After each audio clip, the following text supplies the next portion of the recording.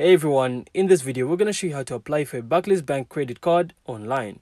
So it's actually pretty straightforward if you know where to go. So in this video we're going to walk you through exactly how to do that.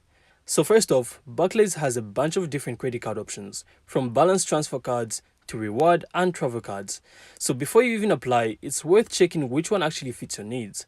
So for example, if you're trying to pay off existing debt, you might want a balance transfer card. But if you want cashback or points, you can also look at their rewards cards. So now to start the process, simply head over to the official Barclays website. So that's barclays.co.uk. And from here, simply go to their credit card section. You will then be able to see all the available options right away. So before applying, I strongly recommend using the eligibility checker. It's a quick form that tells you whether you're likely to get approved, and the best part, it doesn't affect your credit score.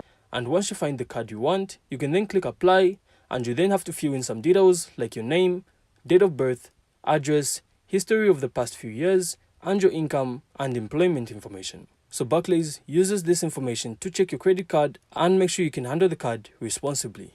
And after that, submit your application and wait for a decision. So sometimes it can be instant, but if they need to verify a few things, it can take a day or two.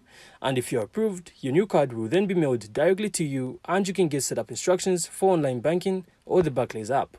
So once your card arrives, you then have to activate it, set up your PIN, and you're already good to go.